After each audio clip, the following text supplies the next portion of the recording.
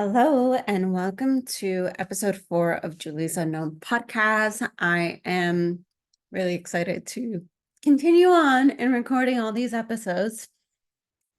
And today's episode, what I want to talk about is something that popped up this week. And obviously, initially, when I have written some of my episode ideas for this season, there's some that I am going to be doing, and then there's others that I might shift, I might change, I might add something new, depending on what's going on in my life.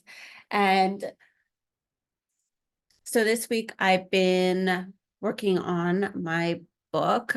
So I wrote a book back in 2020 in 3 days, and then I published it, I believe, in 2021 and got it all out there in the world and everything. But what ended up happening was that the spine was not thick enough to write the title on the spine. So I had a little bit of challenges, like having it at bookstores, and even the bookstores that did carry it, it did not sell as well because it would just get lost in the stacks. So someone ended up giving me the idea to add journal lines because my book has so many journal prompts. I figured add a bunch of lines, make it a little thicker. And so now I open up the file and I realize that I never saved the last formatting.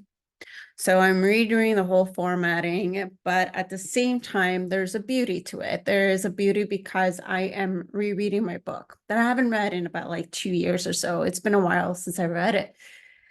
And maybe 2-3 years. Last time I read it was probably when I self-published it around 2021. So yeah, it's been a while. And one thing that kept popping up is wow, how much has happened since 2020? How much has happened since all these stories I wrote and I shared with you in there? And so this episode, what I want to talk about is our growth. Sometimes we don't see our growth. We don't see how far we've come, especially when we're in the thick of it, especially when life is falling apart or things are not working the way we want them to. Or even when life is good, sometimes we don't see how much we've grown. And we always grow. We always grow daily, whether, there's times where we dive deep into the inner work within ourselves, and whether there's other times where we're not doing the inner work, there's still growth because every day, every week, there's something that gets presented into our world that we learn something new. We see something in a different way. We see things in a different light. We reflect on ourselves. And so today I wanted to talk about little things of how you can tune into yourself and to see your growth, because I think that when you begin to recognize and see your growth, there is a certain level of gratitude that comes into place. And to find that gratitude within yourself is another form of self-love, is another form of compassion for yourself, especially when shit's hitting the fan, especially when you're in the thick of it. So some of the things I like to do, well, for this one was I ended up reading my book. And so that was one. But obviously, if you do not have a book that you published, if you do have one and you're go read your book, read what you wrote, read how your writing style was, how you spoke at that time. You can look at what stories you shared and everything. But if you are a writer, but you didn't write a book, but you journal a lot, this is where you can go back to some of your old journal prompts, because sometimes even going back to what you wrote, especially if you are someone who journals a lot, who self-reflects and contemplates, there's a lot that when we journal and we write things out, there's a lot that comes out, but we don't remember everything we wrote. We don't remember all the aha moments. And we only see one version of what we wrote at that moment in time because that is what the reality was then and there. But if you go back and you look at your journals and you look at what you wrote, you will maybe see something you didn't see then. or maybe you'll learn something new because you are at a different place now and you are interpreting it differently, even though you're the one who wrote it. And so there's a beauty of going back. There is so many layers that pop up in those things. And if you don't have a journal, but you do share stuff on Facebook and Instagram, then you can go back on your timeline and look at your old photos. Look at, who you were then. Look at what you wrote. And even if that was a time, even if it brings up memories that are not, so happy, you reminded yourself at a time that even though the photo may be happy, but during that time in your life, there was some things going on in the back end that you didn't share with people. Share that love and compassion for yourself. And, how can you be grateful for that version of you? How can you, be compassionate? And what did that version of you teach you? What did that version of you show you? And how did that version of you brought you to where you are at today? Because every incident, every journey, like every moment in life, it tacks on to who we are up to a present today. And it's like different versions of ourselves. So, and I know this is something I heard recently, like through one of my mentors I love to follow, Melanie Ann Lair. She's amazing. And she said how we have like all sorts of like different identities that we, take on from our experiences, and that there is that version of us. But that version of us doesn't really go away. Like we can't like kill it off. It's still in there. Like there's a version of me that, like back from my high school days that loves like, heavy metal and, rock and all that kind of like genre. But then there's this version of me like right now that I like wearing more, like simpler clothes and more neutral colors.